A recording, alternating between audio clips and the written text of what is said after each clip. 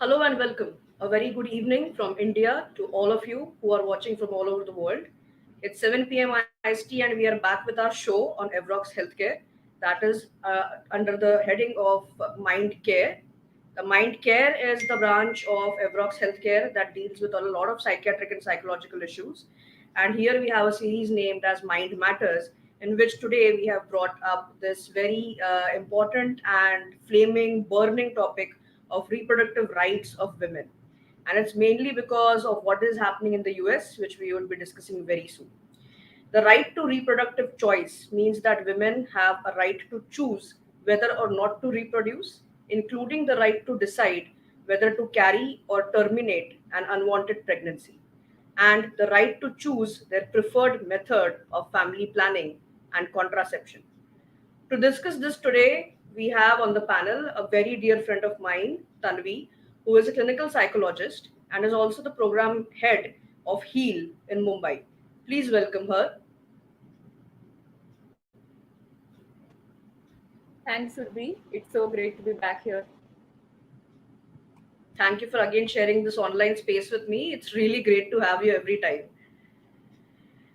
Also, we have Kasturi, who is a consultant consumer insights and strategy, and she is from Delhi. Please welcome Kasturi. Thanks, Urvi. It's great to be back here after almost 1.5 years since I first spoke on this platform. So great to see you again. Thank you for accepting the invitations. We also have a consultant gynecologist on the panel, but she is having some issues in connecting right now. So when she connects, then we will start with her. I mean, we'll introduce her and get her on the panel. So as of now, Tanvi and Kasturi, we can start with the topic. I think Tanvi should first introduce whatever she feels like regarding reproductive rights and what we are going to talk about today. Yeah, thank you, Surbi, for that. Right now, as Surbi mentioned, reproductive rights of a woman is a hot topic across the globe. In the US, it's all the entire debate is about Roe versus Wade, whether abortions are moral, if abortions are ethical, if abortion qualifies as a healthcare right or a reproductive right at all. So there's a huge debate which is going on, and it seems to me that everybody has an opinion about Roe versus Wade, naturally, because it is going to impact lives of so many women and children. So we'll be talking a lot about that in that context as well. And then we will also see how reproductive rights measure in India right now, like what is the current state of reproductive rights of women in India, how how well they're being implemented, what exactly are the reproductive rights, and the implications on children and the entire population also. So I think it will be a fair point to start from there. And of course, I would love to hear opinions from all the panelists over here, who be Kasturi, Dr. Mridula. Yeah, so I think we can move the discussion ahead from there. All right, all right. I think Kasturi would also like to add something to this, and especially what all is going on in the US as of now. Yeah. Thanks, Urvi. So, the reason I actually agreed to speak on this topic is something that I'm very, really passionate about, women's rights, right? And reproductive rights happens to be a part of women's rights movements. And this issue, which is right now coming up, and that they want to overturn Roe versus Wade, which was a case way back in 1973 when it was passed, that the legal right of a woman to abort if she doesn't want to carry a full-term pregnancy, she should have the choice. There are certain states in US, for example, Oklahoma or Texas, they want to overturn it, and they want to ban abortion legally. Now, the point is, uh, when we talk about pro-life and pro-choice, right? People who want to ban abortion are supposed to be pro-life, and people who want the woman to have the right of to abort, to go ahead to become be I mean, it's the woman's choice to be a mother or not, are pro-choice. Now, what I fail to understand is, when you are pro-life, you have to actually make a life go forward to something that is really a life that is worthwhile, right? Now, when you talk about US has one of the worst maternity policies in the developed world. you get only 3 months of maternity leave. That is one, I think, 12 weeks. And whether you get paid or not is up to your employer. It's not a paid, it may not be a paid maternity break. On the other hand, in India, you have 6 months of paid maternity break if you want to, depending on whether you have joined and worked for the company for, like, I think X amount of months. I'm not exactly sure of the time frame. So I would say in the UK, you get 1 year of maternity leave. So you can imagine 3 months is nothing after giving birth. Now you are trying to ask, like forcing somebody to be a mother. Do you know that person's condition? Is she well established enough? And why are you regulating the woman's body? What about the men who are impregnating the woman, right? They should also take some responsibility. If you think of a, let's say, a minor child, okay, getting raped and getting pregnant, you don't allow a minor to drive, you don't allow a minor to do a lot of things. But a minor will have to carry a full term pregnancy. I mean, is that even worth it? I mean, how can we allow a little girl to do that? I mean, ki- girls below 18, to me, they are kids, they're children, okay? So we are okay with that, and we won't allow them to abort even if they are not, I mean, they are not an adult. They have to have a child, and we are talking about teenage pregnancies. So I think that is ridiculous thing to happen. And if we are talking about a lot of people in the US, because especially I have lived in Oklahoma for my master's, so I really know how the Bible Belt works. Um, Pardon me for using that word, but because this entire anti-abortion debate comes from the discussion from the Holy Bible, and I have nothing against the Bible. I respect all religions. However, having said that, if you believe something, you can go ahead and practice it in your personal life, right? I don't believe in abortion. I don't choose to do it. But you have no right to control others who probably believes in something else, okay? And this entire debate of when does life start? Now, if you think of it this way, this entire technologization, if I can call that a word, of pregnancy, it has started since we got the technology of the ultrasonogram, USG that we call it, right? That separated the mother as a body and the child as a body. When that did not exist, the entire mother and child was one unit. You could not separate out the child. Now, this entire technology has brought the child as an entity, which you can see, you can hear the heartbeat, you can see the child moving, and therefore it makes that child one entire entity. But my point here is, it's my choice whether I want to bring that entity and bring that child up, okay? If I don't get a proper maternity leave, okay? And if you think of it, bringing up a child in US is hugely expensive. It's not like India. It's like there's the daycare is expensive. If you have to send a child to college is hugely expensive. People get into debts of $100,000. And if you see the minimum wage of US, it's way lower than a lot of other developed countries. So if I am pro-life, why do I not cater to the part of life after the child is being born? Where is the insurance policies? US doesn't have a great healthcare system. Majority of people, healthcare is unaffordable if you don't have the proper health insurance from your own. If your employer doesn't pay for your insurance, or if you don't buy your own insurance, you are pretty much really in a bad shape if you're in US. So having said that, I'm really proud of India. We have really good abortion laws in place. There might, of course, implementation is a problem in our country, and I will let Tanvi handle that. And at the moment, I would like to say that this entire debate that is going on, and the debate is mostly run by men. Okay, so I don't think men have any right to comment on women's pregnancies, because you are not the one carrying full term. And if you want to really regulate, why don't you regulate men's body? Okay, right? Make vasectomy something like that. That has to be mandatory for people if you want to, and that's reversible. If you want to be a father, you can always reverse it. Why control women? If you said that, that would be a huge debate, because nobody controls men. It's only the woman who needs to be controlled, and that is a problem I have. Tanvi, if you could deal with the Yeah, Indian yeah, part of it. yeah. But I mean, some Actually, very very wonderfully put. sorry, Gusul, go ahead. You're saying something. No, no, I was just saying it was very wonderfully put. Absolutely. I actually But enjoyed before, what she said. yeah, So that is but the before reason we, we put up this thing, na? No uterus, no opinion. yes, The yes. basic, the very famous dialogue from the series Friends, the one Rachel uses, hey, no uterus, no opinion. So it's just like that. Absolutely. But before we move on to, like the Indian context, I would like to add a few more things to what Kasturi said. Yes, I mean, like the entire debate of pro-life, because as soon as a child is born, I mean, what happens then? You're not then sort of concerned about the health of the child or health of the mother. What if the family is coming from a really poor economic background, and then you don't think about like all these things. Right now, US is also facing the shortage of baby formula over there. So then what happens to that? Like what happens then? What happens to access to like a basic medical care after that? You're not giving that at a subsidized rate also. So here you're forcing a woman to carry, and she might have undergone the trauma of rape, or like of domestic violence or whatever, or she might not really be in a state of a mind to carry the child, yet she is forced to carry the child, and later on you're literally abandoning the mother and the child, because after the woman gives birth, nobody is concerned about what happens to either the mother or the child. That it sort of like also the discussion in the US is all about how this is turning into a real life Handmaid's Tale.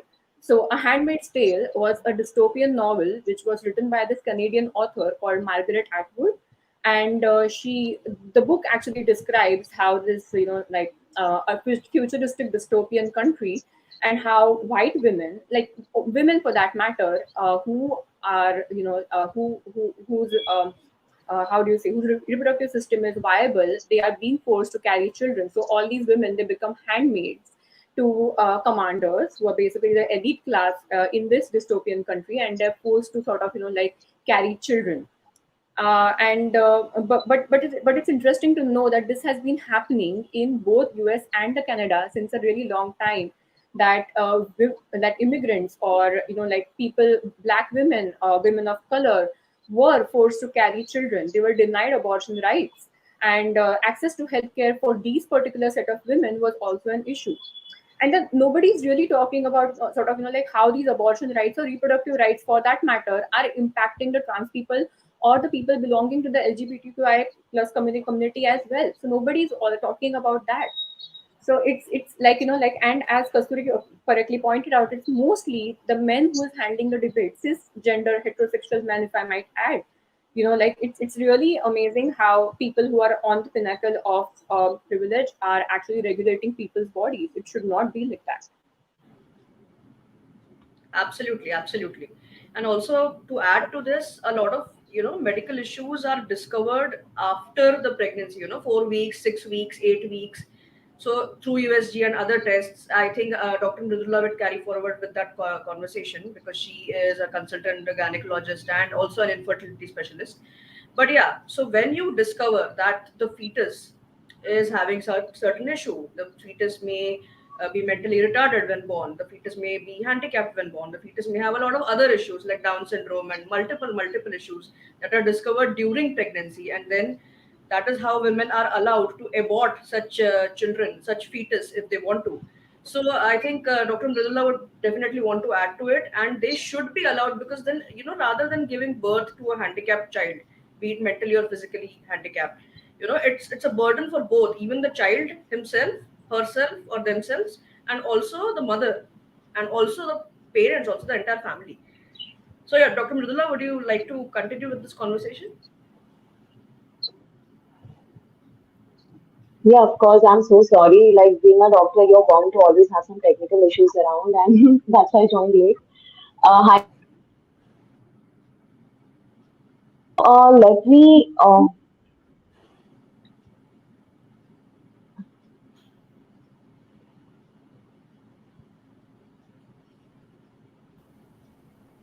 Okay.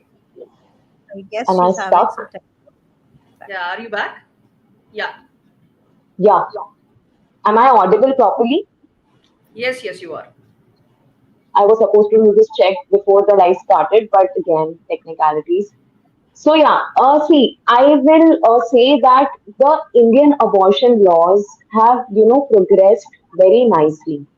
Initially, when we had the MTP Act in 1971, it only allowed married women to undergo abortions for any physical or mental reasons, like, anything that will either physically hamper the health of the mother or mentally challenge her mental health. So now in 2021, we had an amendment in March which said that all the women who are pregnant, married or unmarried, can undergo abortion for the same said reasons. And also, a very important part of the MTP Act is the child being born of any physical or mental disability can be aborted. So, Indian abortion laws already have these key points in them.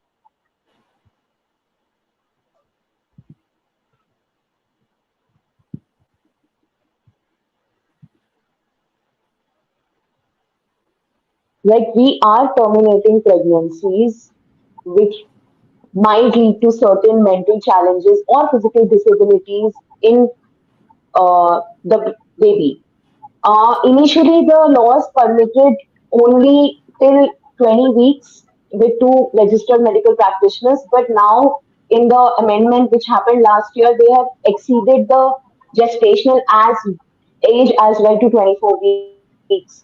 So yeah, we have definitely made an amazing progress when it comes to MTP laws in India. And we already have included mental challenges, physical challenges to both mother and fetus. So in Indian laws, there are no flaws at present. And I was working in a tertiary care institute in Bombay where, this law had not come, where we were only allowed to terminate pregnancies till 20 weeks. But if the pregnancies were beyond that, be it for an unmarried women, married women, a rape victim, we were always having a medical board assigned by the High Court where the victim could go, the mother could go to court, get a plea registered, and there was a medical board which will be set in the hospital, which will talk about how the pregnancy can be dangerous to the mother or mentally or physically challenging to the baby later in life. So, Right. Indian laws have always been pro abortion, pro safe abortion, I should correctly say it that way. I at present don't see any flaws in them. Also, Dr. Mridula, correct me if I'm wrong, but I think in case of like fetal disabilities, is there any? I think there is no upper gestational limit for abortion. Am I right in understanding that? Uh, no, it is like there are certain conditions which can be prenatally diagnosed, which might lead to mental disabilities later in life. Yeah, So, if the gestation period is up to 24 weeks, then with the help of two registered medical practitioners, a decision can be taken. But suppose the pregnancy has crossed 24 weeks, then you can always go and register a plea in the High Court where a medical board will be set up and a decision will be taken in the favor or not as per a board of experts. I see. Okay, okay. Of course, like I mean, like all of us do agree that the abortion, like rights in India are considerably liberal as compared to most Western countries. I mean, like Very what happened. liberal. Yeah, what happened in Ireland in 2012, if you know about this case of an Indian dentist, Dr. Savita, who sort of pregnancy was considered to be a risk for her, and she was not allowed to abort the like the fetus, and unfortunately she passed away. And Yeah. that's when the entire country erupted in a protest. It's not just in the country, right? It's all over the world. Communities erupted in protest because it was truly horrific what had happened with the woman, knowing that she was at risk, knowing that the life of her and whatever fetus was at risk, she was still forced to carry the pregnancy and she passed away. It was after that that like abortion rights in Ireland were amended. Although obviously, as compared to that, Indian laws are quite liberal, but like even when we sort of think about that, even right now, I think between 20 to 24 weeks, you do require two doctors' approval to So, sort of, yeah, yeah, yeah, absolutely. You two do. registered practitioners. But my point is, this is as we were discussing backstage, me, Dr. Surbi, and Kasturi as well, that this seems pretty, like easy in a very urban setting, in a very educated, say middle to upper class kind of a setting. We are still not considering the fact that a majority of the population in India is rural. There are individuals belonging to the tribal regions who have no access to healthcare. So, in case when Yeah. you have no access to healthcare, how do you then sort of like think that, oh, I need to, and plus there's a lack of like awareness about these rights as well. I mean, you and I know about these rights today, and all four of us are able to discuss about it because we have access, because obviously Dr. Radula is an OBGYN, Dr. Surbi is a psychiatrist. I work in an allied, allied medical. I'm a psychiatrist, a psychotherapist. So my point is that all of us over here have access to these laws. We have access to the internet. We know what's going on around the world to even think for ourselves. But women from these rural or tribal areas might not really have access to basic information. They might not be aware of their abortion rights. They might not be aware of any reproductive rights. That is one part of the problem. Then I'm also thinking, again, from a very, like a psychological point of view, here you have a, like a survivor or a victim of rape or incest. It's already traumatic to sort of, have that kind of an experience, then realize that, oh my God, you're pregnant. And then you have to actually go. You obviously there's this entire thing of should I be approaching the police or not, or if the person is known to this victim, then how do I go ahead and lodge a complaint? Then there is an entire concept of approaching the doctor. So you already have trauma of so many things, and then you have to get approval of 2 registered practitioners, meaning that you actually have to open up about your trauma again to 2 new registered practitioners. I mean, that's another set of trauma. I'm not saying that, there should not be any 2 registered medical practitioners, but I'm just thinking how traumatic this entire process. And I'm just thinking if in a pandemic like a situation where people could hardly venture out of the house, again, it becomes an issue that how do you then find these practitioners? I'm talking about the places with extremely limited, access to healthcare. So See, the thing although, is, hmm, see, as the pregnancy advances, there are obviously risks associated with terminating a pregnancy, right? So, if yeah, we have to also see the safety, because obviously mother's life is the first priority when you come to these terminations. As the pregnancy advances, you cannot at times it has its own risk. You don't know the obstetric history. Maybe the mother has had 3 previous scars. So in such cases, you definitely need the opinion of 2 doctors who have experience in the field, looking the safety aspect of it. absolutely. What you are saying, I totally agree with it that the accessibility is going to be difficult, but then mother's safety is our first priority. So that is why the law was made such that when the pregnancy advances, you at least need the consent of 2 registered medical practitioners who have been. There are set criteria for that also, who can do this. So yeah, that's the whole reason to it. Right, right. Then, again, I would like to hear opinions of Kasturi and Dr. Surbi also on this, that, like in a country like India, marital rape is still not recognized. And then I'm thinking that you have a woman who undergoes marital rape and thus is pregnant because of that. She might not want to carry that child or bring that pregnancy to full term. And then we are still not thinking that the implication of not having a marital law in place in India is so dire in a country where rape by husband is just not recognized. And then you're making the woman sort of not only carry, then obviously the entire family will be elated, wow, because the woman is pregnant, without considering the fact that she did not even want to get pregnant in the first place. And then you're making this woman actually go to a doctor, and then you're like, obviously then opening up to doctors about this will also be so difficult. And then I'm also thinking over here, this woman, this individual has been raped by the husband, but because marital rape is not legal in India, then I'm thinking under, and if at all, for any reason at all, she decides to sort of terminate this pregnancy and approach the hospital, then how do things play out? I mean, The and thing if she, is that I'll tell you. So the thing is that irrespective of your marital status, it is if you are a major, that is your age is more than 18, it is only the pregnant lady's consent which is required. So if you decide to terminate the pregnancy, we will do it. but is there a particular sort of age to that? I mean, then does the Yeah, of course affordable things you apply? have to be more than 18 years of age, you have to be a major. And in India, the legal age of marriage for a female is anyway 21 years, right? Yeah. So if you are a major more than 18 years, married, unmarried does not matter. The new amendment says, which came last year, that if you say, yes, I don't want this pregnancy, we will terminate it with your consent. That's it. Also, I No, think yeah, what sure. Tanvi here wants to say is, I think I got what Tanvi was trying to say. We are talking about Tanvi. The legalities have been made clear by Dr. Vidula, by Yeah, that any pregnant lady can just go and terminate. Only her consent is required. Okay. But I think what you were trying to say is that how people are emotionally manipulated and cajoled into carrying forward their pregnancy by their in-laws, by their husbands, by other rishtedar. Typically, that happens in a lot of Indian families.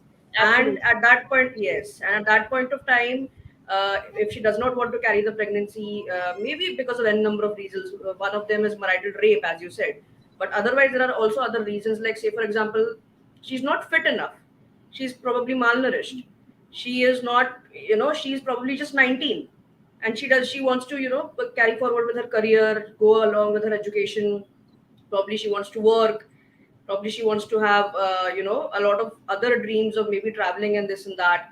And then she wants to get pregnant. So what in that case? But earlier, agar galti se pregnancy ho gayi ya reh gayi, so yeah, women are definitely in Indian families cajoled, emotionally blackmailed, emotionally manipulated to carry it forward, because ये कहा जाता है हमेशा कि बच्चा गिराना पाप होता है, Yeah, right? exactly. Yeah, so that's typically that happens. I think I understood what psychological aspect you were talking about, and this is still a very huge problem even in urban areas, even in educated families. So forget about the rural and the tribal. Absolutely. Then also sort of, like if you actually think about it, then MTP also promises privacy to the individuals, like seeking abortion. Am I right there, Dr. Midula? Yes, yes, of course. Yeah.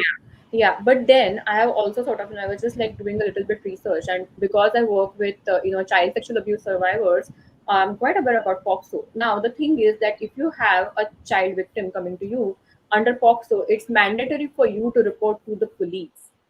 And Yeah. then if such a child is pregnant, you still have to report to the police because the pregnancy is because of rape.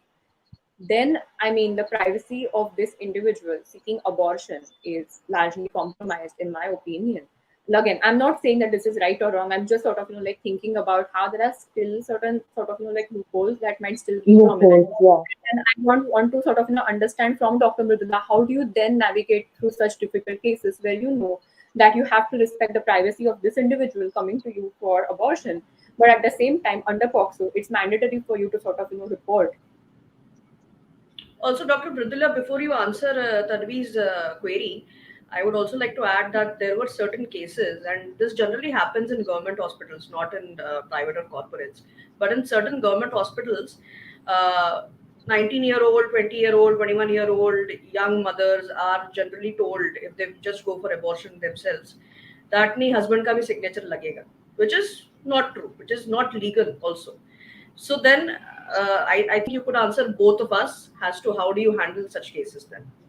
So the thing is that only until last year it was mandatory to, it was, we were only doing terminations for a married woman, and that also was only on her consent.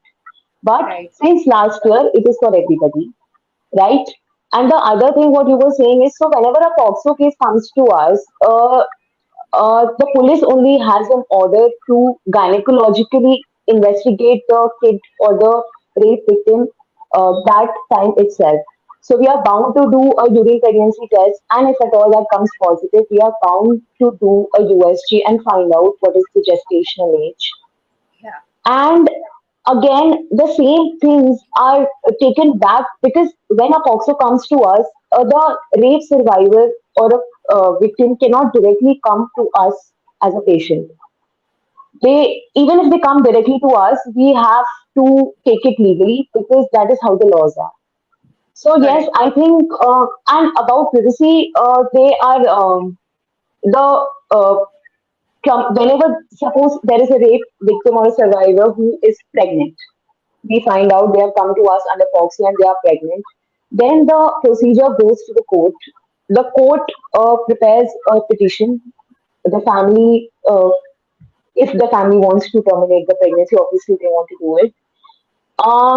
A petition is filed, and the identity of the child is not disclosed whenever this happens. They are always addressed as XYZ. Correct. So that is the amount of privacy that is maintained uh, at present. And I don't know how this can be made better, but yeah, the procedure is always through the police station. Like, even if it a child is wanting to directly approach us, then we have to report it. It becomes a medical legal case. Absolutely, absolutely. So now when I was just The only, I think the only issue with this is again the safety of the mother, because it is a well-known fact that teenage pregnancies are equal, are at an equal risk as a pregnancy of a 50-year-old, because right, the pelvis is still developing. The child may not be nutritionally appropriate. They may not be emotionally appropriate to bear with the termination process. So that is why I think the legality is so much around it. absolutely. No, then like it sort of makes me think out aloud how, like I said, it there's already the child has undergone severe Yeah, yeah, trauma. definitely. I agree with you. Yeah, and then like the most recent NCRB, the National Crime Record Bureau, those statistics say that 96% of the registered FOXO cases, the victims were known to the children, and this was 2020. Remember when we Yeah, were yeah, yeah. forced in a lockdown, which means that these children were abused by their family Domestic. members, and imagine the trauma of carrying such a child, then approaching the police, and the police sort of like approaches, obviously then if the child is coming directly to the hospital, the doctors are forced to report it to the police, and again the trauma, and imagine the shame of sort of like actually disclosing a rape happened by a family member, or molestation or sexual abuse happened because of family member, and now they are carrying child of that family member. Imagine the shame. What had And happened, in fact, in the imagine the lockdown was like typically cases of domestic violence had increased, cases of child sexual absolutely, abuse had Yeah. increased, absolutely, and also multiple pregnancies had increased. Like हर कोई left right center pregnant हो रहा था, and हर कोई left absolutely. right center abuse हो रहा था. So that was happening, and a lot of unwanted pregnancies happened during the lockdown. Yeah, in fact, there True. were 112 petitions from the month of March to August. I think in those 4 months, there were 112 petitions made to, I think, for abortion appeals. It was later on when, like, this was before the amendment, of course, of the MTP happened. 112 petitions in 4 months, because there was restricted access to, like, not just healthcare overall during the pandemic, but there are also restricted healthcare access to other birth control measures like birth control pills, condoms, etc. And I mean, I think on this topic, Kasturi would definitely want to add something. The mother of four, she would definitely have a lot to say on this. Okay, yeah, I actually, while I was listening to Tanvi and Mridula, what the thing that was striking me is that we are talking about the accessibility of healthcare. We are talking about why do we need consent of two medical professionals. The entire thing is actually to, it's a very different debate as to controlling women's rights by policy as to you can or cannot have abortion, like the draconian law, I guess, that Oklahoma is passing right now, that yeah, even rape victims cannot. That's a different debate altogether. Making accessible healthcare is in charge of the health ministry, which is a different ministry altogether. Okay. Now, of course, we can protest that. We can want better healthcare access. We can do a lot of things. We can train midwives like the NHS in UK has. That's a different problem to solve. The problem right now, what we are discussing here is women's right to become a mother or not. That is what what I found, like this entire thing about. And Tanvi, what you said is the imagine the shame of telling that somebody of your own household raped you. Now my point is this requires a societal mindset change and not any law absolutely, change. It's not that absolutely, True. the point is the person who raped, it's that person who should be ashamed, not the girl or the child, whoever was raped. It is not your responsibility. You are not at fault. This entire mindset that you are a rape victim and you should be ashamed is actually, in my mind, completely wrong. Okay, it is. If I am raped, it's not my fault. I will go out and shout out the name of person who has raped me. It's that person who has to be ashamed. So this requires a societal change.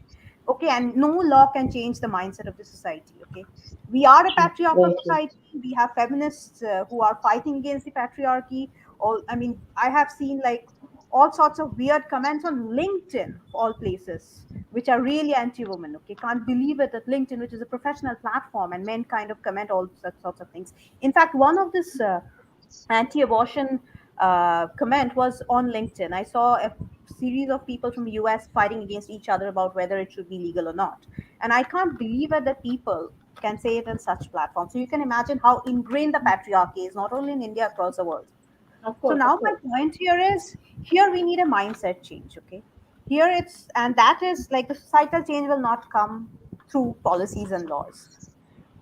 I'm proud to say that my country really has a very woman friendly laws. Okay, I have heard like I would actually like to counter that, because India unfortunately has a very dark history of forced sterilizations, where even today, yeah, I it mean, in does. wheat district of Maharashtra, sugarcane workers, female sugarcane workers, right? They are forced to carry sterilization. This sterilization started with the family planning program introduced Huh. by, like our late Prime Minister, Dr. Mr. Rajiv Gandhi.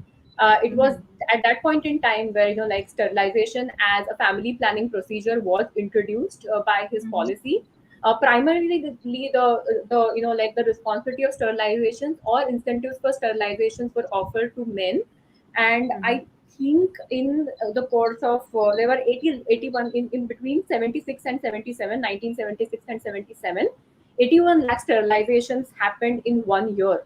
Now, it all started with sort of, incentivizing, where people, it on paper, it all seems like, okay, it's a choice, you could actually go there.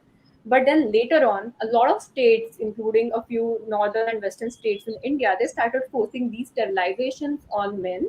And eventually it trickled down, because, there was this entire concept of, male sterilizations are unsafe, and the onus of sterilization should not be on men. It started trickling down to women. As a result of that, I think, wait, I have the statistics somewhere that almost till 2000, between 2011 and 12, 4.6 million women across India were sterilized. Now, many of these are forced sterilization, in the sense that, again, taking advantage of the ignorance and lack of awareness among a lot of women, they are incentivized in terms of monetary incentives are given.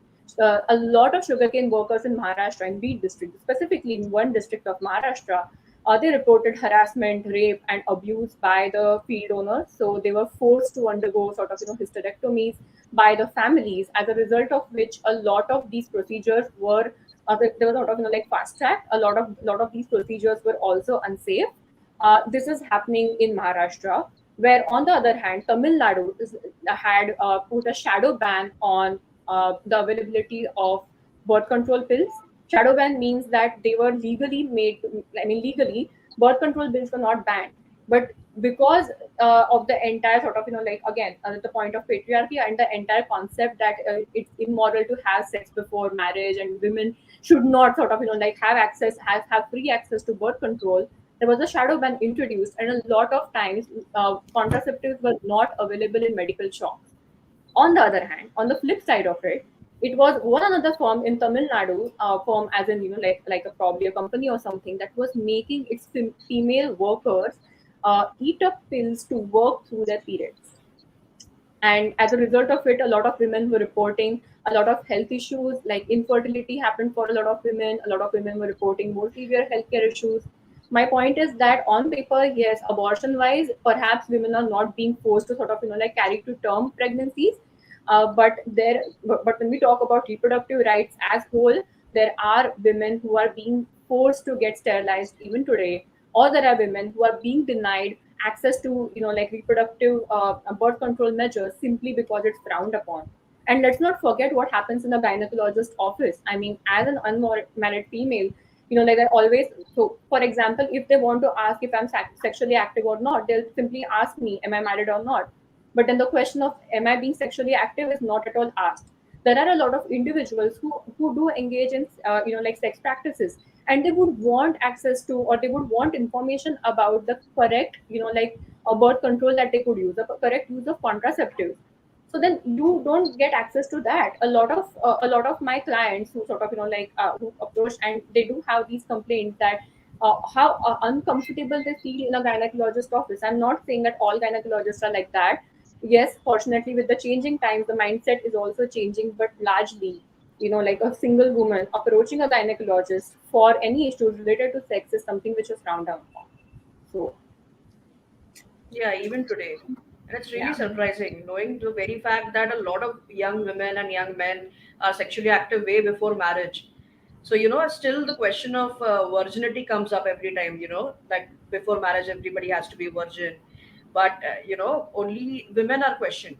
Only the hymen of a woman is questioned. Only the typical, कि पहले रात को सफेद चादर बिछाई जाएगी और देखा जाएगा कि अभी भी ब्लीडिंग हो रही है कि नहीं. It's still a practice. So yeah, what you're saying is true. Going to a gynecologist and asking, so a gynecologist, not all again, of course not all, but a lot of them do still assume कि अच्छा sexually active मतलब married हो क्या. No, and I also So I also would like to like speak a little bit from a personal experience that I've been diagnosed with endometriosis and I have a huge cyst on my right ovary, right? And my experience with gynacs, when I tell them that like, so the concern about my fertility is obviously like a case of, I don't know, discussion for like most of the gynecologists that I have seen. And when I make like I am 29 years old and I have made up my mind that I do not want children in the future, right? And the moment I say these words, there is an entire attitude change, and there is a debate as to why I don't want children. One of the doctors I approached said that, "Oh, I'm too young to sort of like know about these things." I'm like, if I were if I were asking to sort of access to like a better pregnancy today, you would be making everything possible to make that happen for me. But just because I said that I do not want a Yeah, child at 29, apparently that makes me too young to have a child. So yeah, Yeah, I mean, that's quite a sad state of affairs in our country as to how we are judged in everything we do.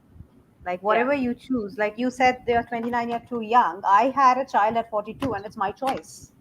Okay, and people absolutely. question me, like, you are too old to be a mother. Like, what's your problem? I am completely self sufficient. I am financially independent. I want a child. What's your problem? If we, I mean, Absolutely. but yeah, still people comment. That's the irony of a society. They will say something to somebody who's too young and too old. Everything has to Correct. be in one bracket. Thinking Correct. outside the box is very difficult, and I would say that actually goes lies with the problem of our education system, which doesn't allow you to think beyond a certain point. It allows you to follow instructions. It doesn't ask you to be, I mean, like, I would say, critical thinking ability. All yeah. these At the like same job. time, I think just if we talk about single mothers, the Mhm. people who And I want to used to get be one. pregnant and want to be, yeah. So that is I have still been a frowned single upon. mother. Yeah, it was frowned upon. It was every step. I mean, where is the father? Where is your birth certificate? I mean, uh, at school admission and whatnot. I mean, I have faced that everywhere. I'm not a single mother anymore.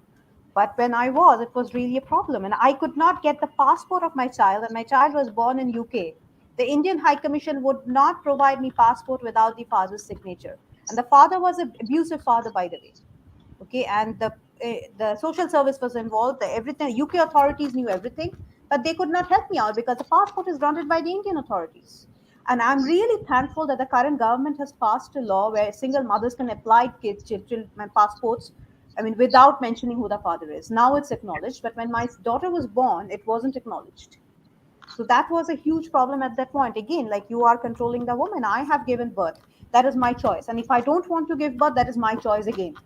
And this entire another thing which Absolutely. Sandeep said, that glorification of motherhood. Okay, it's like Yeah, mothers can do everything. Mothers are superhumans. No, it's not. Mothers make mistakes. Mothers are humans. And every person, like, if you have a child, if you have a family, if you are a single mother, it's your choice. If you have a partner, it's the partner's responsibility equally. It's not your responsibility on you to take care of the child completely. This entire glorification of motherhood needs to stop, in my opinion. And I'm a mother of four saying that. No, no. What you say obviously makes sense, this glorification of motherhood. And then also that sort of brings me to how certain women also have internalized misogyny and patriarchy to the extent that they often put down other women for making choices which Exactly. are deemed to be unconventional, Hmm. unsanskari, and outside, like the accepted societal measures. Hmm. I mean, you won't believe something as simple as in my peer circle also, like the fact that I choose to use certain, uh, how do you say, like certain items. Like for example, I use a menstrual cup and not a pad. that was frowned down upon. I think I had somebody say that, like, what if, like, you lose the elasticity of your vagina? And I'm like, are you even being Yeah, scientific yeah. right now? What? And it is my No, choice no, to use there is whatever. this saying that people think that the women who are non-virgins only use menstrual cups, and who are virgins cannot use menstrual cups. They only have to use a pad. They can't even use a tampon according to them. So yeah, it's completely unscientific. The knowledge that people have, it's completely. I mean, I don't know what they think about, but yeah, they do talk about this, that you will lose your elasticity. Then what if your future husband thinks so? कि आगे चल के फिर क्या होगा? और तुम में, why are you not that elastic? And we Why are is like, a what are you hypothetical saying? man being brought into the discussion, where the hypothetical man is why? Why are we I talking about guess a hypothetical man? what we need this is a sex education in school. That's very much Absolutely. required. Exactly. It has to And start from It there. has to start. Yeah. Totally. okay, raise your hands. How many of y'all in school had, comprehensive sex education? We did, None of but quite us. Had very I'm had fast. what? slightly older than you. I Comprehensive don't know sex about ed Mridula, class. but for you guys, we didn't have it in our times. We were only Not enlightened about menstruation and No. periods, but not Yes, about same, sex. same. Even in our school, it was only about okay. menstruation. Fun fact And they in a would just school. distribute one pad, every Yeah, person yeah, one pad. Exactly. yeah, Bus. yeah, I think one of the yeah. companies would come for the promotions, and we would get Yeah, a. Correct, that's correct. it. Oh, fun fact: the chapters on reproduction across 8th standard, 9th standard, and 10th standard were skipped in my school. Wow. What? Yeah, chapters on Completely reproduction were skipped. skipped in my school. 8th, 9th, and 10th standard people. We were only taught about asexual reproduction that happens in plants, but female reproduction Plants. and male reproduction, Oh. nothing they had taught us about. And to add on, the person who was, like, conducting this sex ed class when I was in 8th standard was, no, or 9th standard, I don't remember, was so homophobic that they said that, like, homosexual relationships are actually unhealthy and unnatural, Wow. and that gender is extremely binary, and they implanted such outdated, orthodox, and unscientific ideas into budding class of, like, 30 females. And oh, by the way, we were also made to sit separately. So females in one class and males in one class. Females were taught about female reproductive system, males were taught about male reproductive system. We were not taught about what happens to the other sex at all. There was no mention of safe sex practices, because how dare you ask or think about these things. Second, no information was provided on stuff like safe masturbation, or, awareness about porn, for that matter.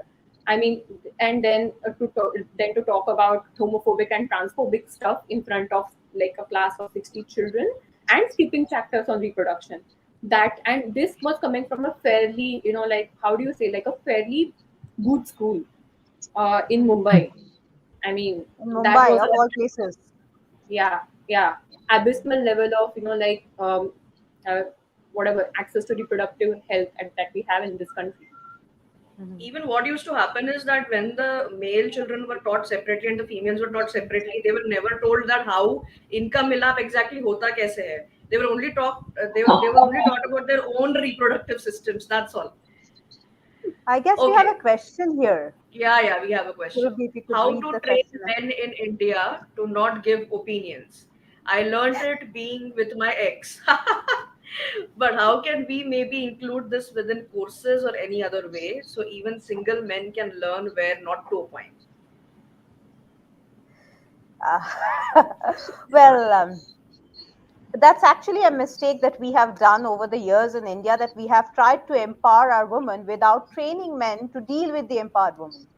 So Exactly. True. that is the Yeah. problem right now. And I guess it would, I mean, we should actually, as I said, education system start including this as in childhood, that everybody is equal. You cannot like form opinions, to be unjudgmental. Like what I say is that, see, we worry, like I have a daughter, and people, I mean, rightly so, worry when your daughter goes out, especially in a city like Delhi, right? That the safety of it. My point is, if we could train our boys to grow up properly, we have nothing to worry about our daughters, right? So that is what we need to do. I mean, we need to start this education early. It doesn't happen. Like you can't change a 25-year-old man who has done something throughout his life. It's people change. It's not that they don't. If they have the intention to change, It's not that True. everybody will not change, but it's very difficult when you have a formed mindset. Okay. So Yes. the training should start early. So I'm sure I have a 8 months old son now, and I'll make sure that my son grows up to be a feminist. Mhm. Yeah, because nowadays there are definitely a lot of men who are pro feminism, who are pro equal rights, and who are anti patriarchy themselves. And I'm not saying that they are more into matriarchy or anything, but they are also mostly about, equal rights and how equally both the genders should be treated. And But again, they Survi, also have this understanding of non-binary, because earlier it was just like, कि नहीं ये दो genders को ही कैसे treat करना है, बस अपना अपना सोचो, एक को दबाओ, मतलब एक को oppress करो, दूसरे को, just let him be a patriarch. But now, yeah, there are a lot of concepts that have come up and people are understanding them. Survi, you pointed out a very interesting point right here. I'm quoting Kamla Bhasin ji, who is who was a I mean, we lost her last Yeah, year. She yeah, was a yeah, very yeah, one of the most reputed feminists in India. What she yeah. said is, opposite of patriarchy is not matriarchy; it's equality. Yes. True. Matriarchy is Yes. another form of controlling. Like if patriarchy is controlling women, matriarchy is controlling men. It's We don't want to controlling men. control anyone. Yeah. And there's It's no need to equality. control anyone. Yeah. Exactly. So is that the only? Okay, there's another question. Okay, that's my dad. What does the panel think of cosmetic vaginal surgeries, hymenoplasty, etc.? They are performed mostly by women, question mark gynecologists. I'll let Dr. Dr. Mridula answer Mridula, that. But yeah. one thing that I have. No, I don't think so. The most leading cosmetic surgeons of India are actually males. Yeah. So I don't think this is correct. And cosmetic surgeries are performed by cosmetic gynecologists, plastic surgeons That's do true. them as well. So that's wrong. Okay, yeah. So Yeah, it's but not, they are not, yeah.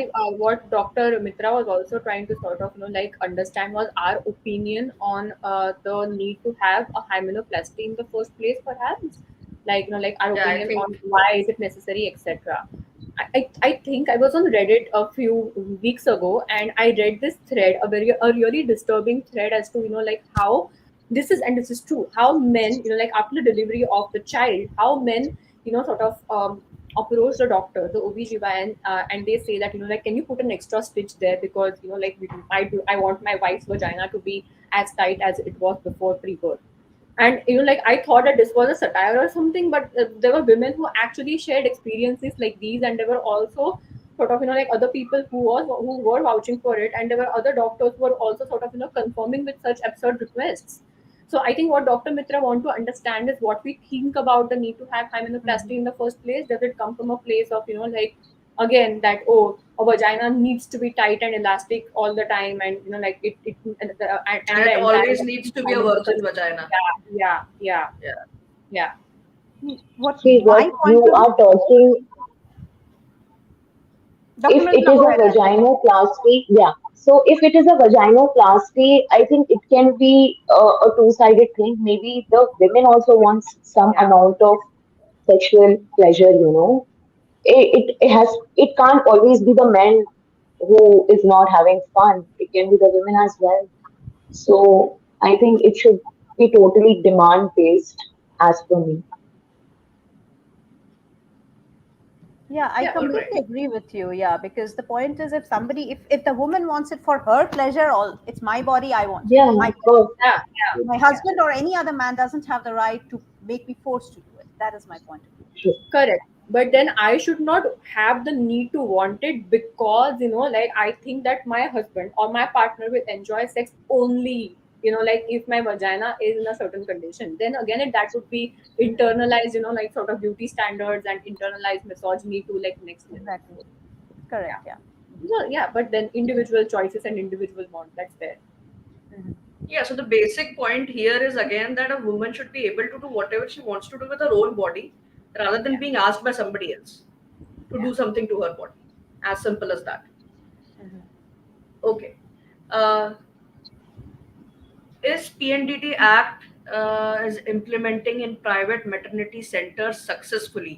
Because I did IMR and MMR rate in northern state, many incidents reported of abortions after knowing the baby's identity.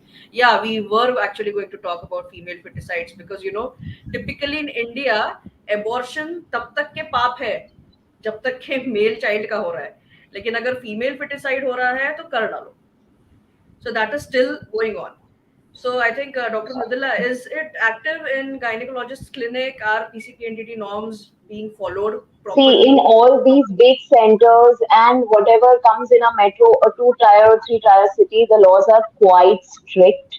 They are very strict. There are regular inspections. You have to maintain a PNDT register. It's very strict. But yes, definitely there are places where these practices are still undergoing, and I don't know what's the way out to handle them. Well, according to the law, it's not only if the centers tells you the gender, but if you ask, that's also a crime. Yeah, yeah, yeah. Yes. I cannot even Either of Yes. ask. it. That's also a crime.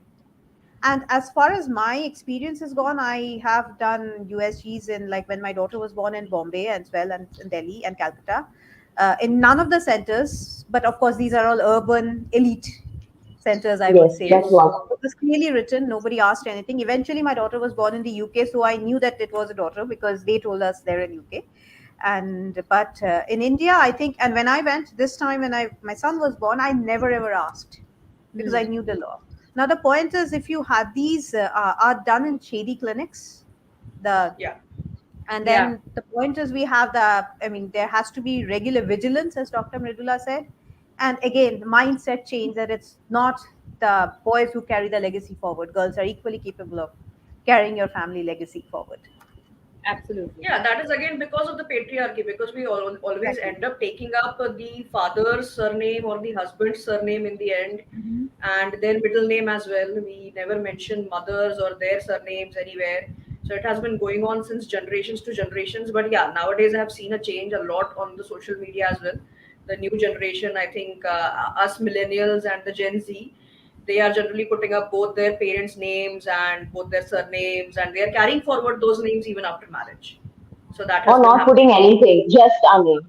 Yes, just like Yeah. Tanvi and Kasturi right now, right here. Well, Yeah, me, it's absolutely. just easier to read. My last name is a very unusual last name to the rest of India. Unless you're a Bengali, you won't understand what it means. That's why I prefer not to put it. But yeah, I for my son who was born, as I said, he's 8 months old. We have made sure that he doesn't have a last name. That's So my actually son nice. That's yeah, is going to grow up without a last name. So you make your own identity. It comes to yeah. that. Yeah. Yeah.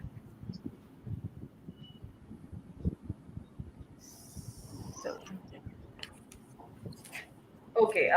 Nowadays, MTP kits, I think this was something that Tanvi was trying to say. So nowadays, kits are freely available in pharmacies. Teenagers are consuming a lot of MTP. What is your message to teenagers? What complications come up in the use of more MTP? I think. Okay. So that is what I was trying to tell, that this is, I think, a pitfall where the MTP law does not allow you to do a termination of pregnancy if the mother is a minor. Then you will need a written consent from the parent or the guardian. So that is where these kids, they go to pharmacies, and yes, they are, the NTP kits are easily available. You just have to pay a little more money. But coming to the safety, I would want to add that medical termination of pregnancy should only be done once the pregnancy is confirmed to be intrauterine. If the pregnancy is by chance in your tubes, then taking these NTP kits might complicate and land up you into a major surgery. So True. again, I think opening up is important. Whether now the things are changing so much. The kids have access to social media, to internet so much, they can read everything up. So I think there are people, even, I think there are people who are liberal enough. There are gynacs who are liberal enough to maintain the privacy if a teenage is approaching. But yeah, then the legality is on your head, which is again risky.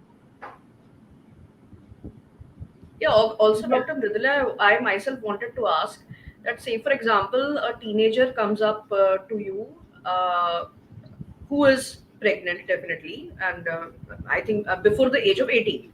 All right. So, is it liable that you have to, first, though, if she asks for MTP, that you will do, but is it liable that you have to report it under the section of rape because she's a minor? No, So will be see, if she is a teenage, it is actually the decision of the family.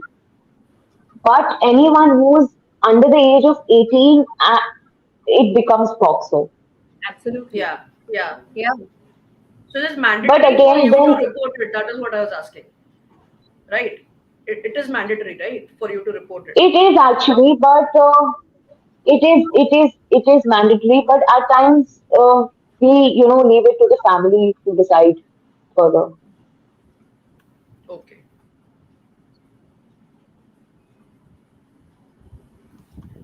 Though we say no uterus, no opinion, who is a bigger threat, men or conservative women, when it comes to reproductive rights, abortion, and adoption? Should all uterus owners be allowed to give opinions? No, of course, I Very don't good think so. question. Very no. good. Not I all. think I would like to amend this no uterus, no opinion a little bit. I think it should be not your uterus, not your opinion. It should be your Ah, ये हुई ना बात. And I would again like to quote Kamla Bhasin ji here that patriarchy is a mindset. It has got nothing to do with gender.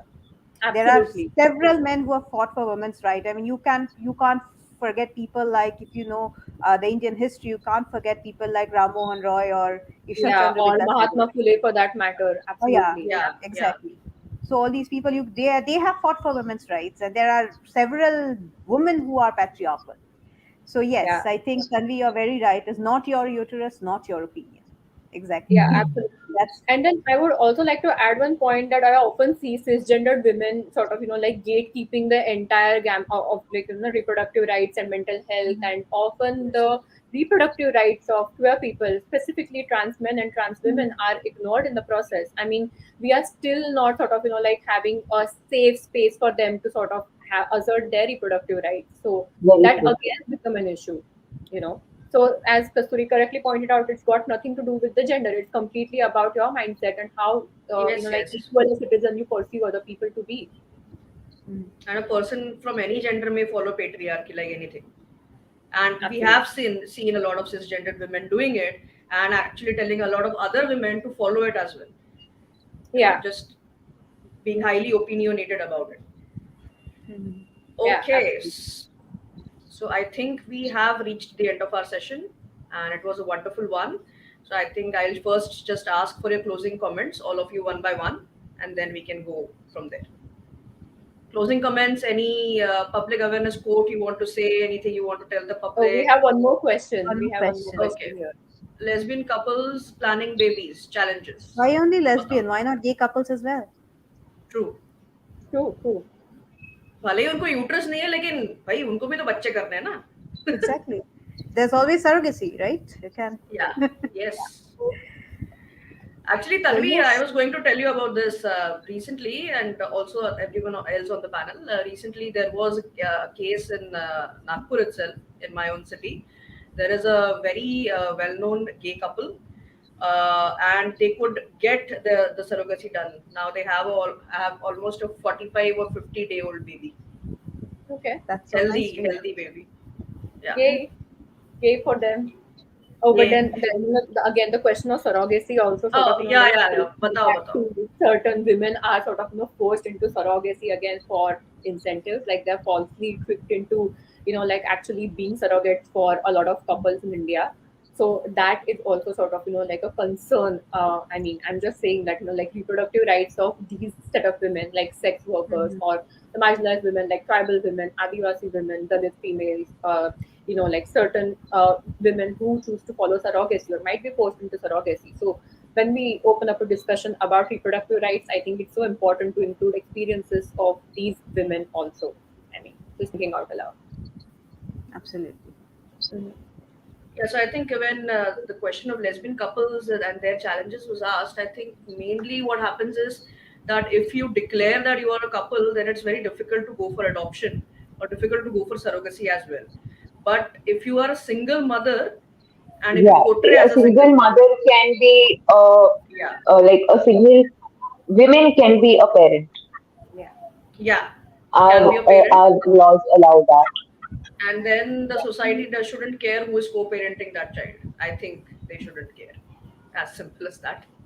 But Ideal. yeah, Well, if you are glorifying motherhood more ideally, than in an ideal world, well, my point is, if you are glorifying motherhood, the number of mothers you have, the better it is, isn't it? absolutely. I Absolutely. also think so. The more number of Yeah, parents in general, I mean, yeah, exactly. Yeah, more the number more of number people of taking parents care you of you, have, it's loving better. you. Loving you, basically, yes. Yeah. Giving you good upbringing, giving you good education, giving you food, Mhm. shelter, clothing. What else do you need? The Yeah, and it government should doesn't be have to happy be a with it. woman; it can be a man as well, providing you the best Exactly. upbringing. Absolutely. Exactly. The government shouldn't have a problem with that. Okay, Udgam Bakshi. If you get to vote, no uterus, no opinion versus mutual consent, mutual opinion, what would you include in the educational system from the above? Uh, I well, think in it's the a case good of question. rape, do you even think there was a consent in the first place? Where does mutual consent come in? Right? I think, yeah, and I think Mr. Consent Bakshi has was been already that. violated. If Yeah, you're that talking, that is yeah. yeah, Like I think I hear some this like is like this. funny things like forced sex or non-consensual sex. I mean, excuse me, that there's nothing called as forced sex or non-consensual sex. That is rape. So yeah, Yeah. Exactly. Kasturi, yeah, your Exactly. point is so much valid. Yeah. Uh-huh. Yeah, but I think what he was trying to say is that what if the man and the woman both have mutual consent regarding, I Mhm. think, abortions and pregnancy and other reproductive rights. So, what would you rather include in the educational system? Well, my point is, if you can come to a mutual consent, it's awesome. But It's it very doesn't nice. happen in real life, okay? And I think the woman's choice should be prioritized here because it's after all the woman's body that's going to undergo a change. I mean, your body True. completely changes after. It's a lot of things that you endure when you give birth, and it should be the Yeah, so woman's I choice. think, so I think if you do come to mutual consent, mutual opinion, and both of you are happy with the decision you take, Exactly. I think that would be the best. Again, in an ideal world. Yeah, that's why it's so important to discuss these things before you get into any long-term relationship like a marriage or even like a committed relationship. If you want children, if you don't want children, like I mean, I've heard a lot of individuals sort of like also saying to their female partners that I thought that fact you did not want children was just one of your whims or that you were joking. And when the women has made their choice to stay child-free very, very, very clear, even then, like certain people have the audacity to actually say that, oh, I thought you were joking. And then the entire sort of like why are you not willing to have children, you have one and then you will change your mind, and motherhood will be such a wonderful experience. Like Kasturi mentioned, over glorification of motherhood, that happens a lot of my female clients, like they come to me and there is this issue is particularly sort of brought into the focus in therapy. So No, yeah, I would if also like to give my example as well, my own example. When I Hmm. talked about, not wanting to get pregnant myself, but definitely wanting to go for adoptions, I was criticized so much. It was like, कि, why don't you want to get pregnant? क्यों Yeah, नहीं? अरे yeah. मेरा uterus है, मेरा reproductive system है, मुझे नहीं होना है pregnant, मुझे adopt करना है. What is your problem? अगर मुझे किसी बेसहारा बच्चे को support करना है, I think you should be more happy with that. But people are like, नहीं नहीं, अपना Precisely. DNA, अपनी biology, अपने genes ऐसे कैसे नहीं, वो तो pass on होने ही चाहिए. Family name, अरे family name को adopted child क्यों नहीं चला सकता? No, and then my I'm not entire able to point is, understand. yeah, and my entire point is, as Kasturi mentioned in the beginning of the session, all these people who are, like pro-life, uh, orphan children are also pro-life. Children who are abandoned are also pro-life. Children who do not have families are also like, like if you are sort of thinking about, is it? I mean, lives of these children don't matter or what. I think if you're adopting these individuals and not repopulating the earth because we're already It's way facing like better. yeah, absolutely. Raising a child is not eco-friendly at all. Those who are having children, wonderful for you. But if I want to adopt, and if I, like Surbi said, if I want to adopt and make any child's life, like better for that matter, why do you have such an issue with that? No, it's basically the Indian mentality is still the same, कि the genes should get transferred anyhow. Only Yeah. then will the family name continue. Only then will you see your own, जब तुम्हें अपने खुद के features दिखेंगे वो बच्चे में, तभी वो तुमको अपना बच्चा लगेगा, अदरवाइज नहीं. That is a very typical saying that people have. Okay, could you comment on what steps could be taken to make our society more tolerant towards women expressing their sexual desires without judgment and right to be a single mother? Nikita's question. As Kasturi has been sort of saying right since the beginning of the session, it is the change in the mindset that is needed, so needed. I think, yeah, societal reforms are so needed, and I think, but can we first start by sort of respecting as women, as belonging to the same sort of gender? Can we then start respecting each other and each other's choices, and not judge each other for the choices that we as individuals are making? I think the first step would be to have this nice support thing that we are being inclusive and we are being supportive of each other. I think that's very important. And And in society psychiatry and doesn't change psychology, overnight. yeah, please As continue. is, like, if you think 100 years back, women were not allowed to work, women were not allowed to study, women were Yeah. sitting at home only, right? Now, like in the 21st century, we have progressed a lot. If you think of the late 19th century, even the early 20th century, we have progressed a lot, right? So it will not happen overnight. We have to take baby steps teaching our kids, and after like a few generations, maybe in the next century, it will happen eventually. The mindset Yeah. will change. So we have to And take in baby steps. and in psychiatry and psychology, we do talk about deconditioning and then reconditioning our minds. Yeah. So, we have been conditioned in a way since childhood because we have been brought up in such an environment. We see certain things around us, we hear certain things around us, and that is what we There are believe. certain ways to do everything. Like, there are preset ways. Like, this is supposed to be like this, and this is supposed to be like this. Yeah, And you have to follow it. that is Yeah, how we what are you're taught. doing is unwomanly. What you're doing is unlike, it's not feminine at all. How are you Yeah. going to find your future partner? Oh no, sorry, not partner, husband. It has to be a husband. I mean, yeah, if you think about it, I think the lack of bodily autonomy is something which is ingrained in childhood. And to think about it, I do talk a lot about it in my in my child sexual abuse awareness sessions as well, that how we teach a child that the autonomy over that body is not important at all. And we give simple example of if a guest comes over and then a small child is like, chalo chintu tumhare bua ko gana ga ke dikhao, like sing a song for your child, Rama dance for your uncle, or sit on grandmother's lap. It's fine, she's only your grandmother. If like somebody is pulling the cheeks, I don't like it, but hey, you know what, it's fine.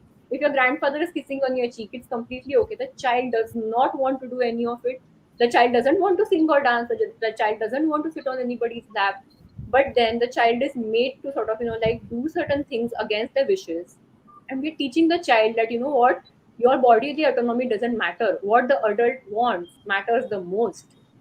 I Yeah. think the loss of, and this specifically happens a lot in case of girl childs, in my opinion. I'm not, completely invalidating experiences of male children here, please, but if you know, you have to wear a frock, you have to sit in a certain way. This is how a lady behaves. This is like how a good girl behaves.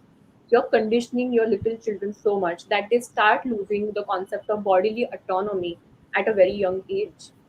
So then how do you True. then expect women to sort of, grow up and one day be aware of their rights? It doesn't happen that way at all. Yeah, it cannot happen in one day and suddenly Yeah, something changes.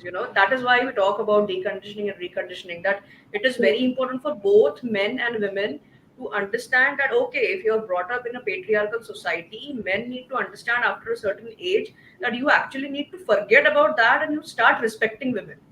And similarly, women also need to understand that at some point of time, okay, तुमको दबाया गया था, but okay, you were oppressed at one time, but now everything has changed. You can rise. There is feminism. There are a lot of other things. Just follow your heart. Yeah, absolutely. And I think less gatekeeping of feminism by individuals of certain religion, certain caste, certain gender. I mean, that would be great. I mean, we need to make feminist spaces more intersectional and more inclusive to actually sort of for the betterment of the society. Because let's be honest, patriarchy, it's just not sort of oppressive towards women. It is also a lot oppressive towards men as well. But then that's like a discussion for another day. Yes, But because they are taught not to be emotional. They are taught they cannot cry. They cannot, they cannot express their emotions. They cannot, they have to behave manly every time. And what is the definition of manly according to patriarchy? We all know. So yeah, so in that way, it is very devastating for men as well. Hmm. Yeah. Lack of training of bodily autonomy serves as a valuable lesson in the context that in future, whatever you want, you won't get, and you might have to repeatedly do what someone else tells you. Yes, absolutely. This is the entire Yeah. concept of that. Mhm. Yeah. I think Kasturi's friend commented something. I think, is it Yes. Dustin? Teresa Dustin. Yes, Teresa. Yeah. She did comment Uh, something. Anderson Anderson Cooper. Cooper, Yes. the well-known newscaster, and his partner used surrogacy to have 2 children. So Yeah, I would even like to I think point. Neil Patrick Harris and David Burtka had surrogacy, right, Tanvi? Mhm. Neil Yeah. Patrick I Harris and think so. David Burtka. Yeah. Yeah. Yeah, they Yeah. went for Yeah. surrogacy and they had fraternal twins through Yeah. that. Mhm. Yeah. So yes, I would like to point out that Teresa is from Oklahoma, where the huge debate is going on. Teresa is used to be my roommate when I was studying in the US in Oklahoma, which is one of the most conservative state in US. And I had Hmm. moved from India and I had a reverse culture shock. I thought I would be America was completely liberal because our idea of America is Hollywood movies. But that's Yeah. not the real America. The heartland of America is very different. And actually Teresa is the one who introduced me to the same. So I owe a lot of my viewpoint to her. Mm. Yeah, in fact, a few states in USA are behaving like third world countries and calling themselves as the first world country.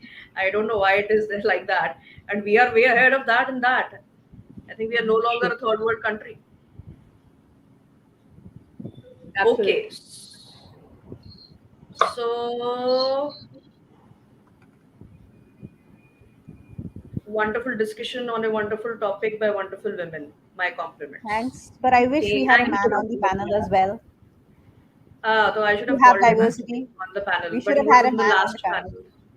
No, I would have actually called him Uh-huh. because he is completely, anti-patriarchy and he is himself Uh-huh. a feminist. But we had him on the last panel itself, so we couldn't repeat him. So, Mhm. yeah. Thank you for throwing light on this extremely crucial and important issue, Dr. Mridula Raghav. Way to go. HR. Thank you for having me. Okay, she has sent a heart. Thanks, Teresa. Okay. Okay, so I think we are done with the comments and the questions. And oh my God, we had a lot of response today for a wonderful topic. And it was nice that all men, women, everybody commented. So thank you all the panelists for accepting our invitation in the first place, and also having such a wonderful discussion on this and throwing so much of light on various aspects, whatever we have experienced, and also whatever our dear and dear ones have experienced. So thanks again. Thank you so much for having this. It was truly Thank you so much. yeah, enriching to sort of like have all these people around Dr. Mridula, Kasturi, and of course Surabhi. It's always nice to sort of interact in this space and get acquainted with like a lot of new and cool people and have different points of views being discussed here. I always look forward to these. Yeah. Yeah. It was really nice being here and discussing something I'm really passionate about. And while discussing this, and when we were talking about the Indian laws, as I said, I have studied in the US and I had the choice to stay back in US. But I'm glad that I came back to India. At least the law is in place, if not the society yet. The law protects Absolutely True. the law. true. Okay.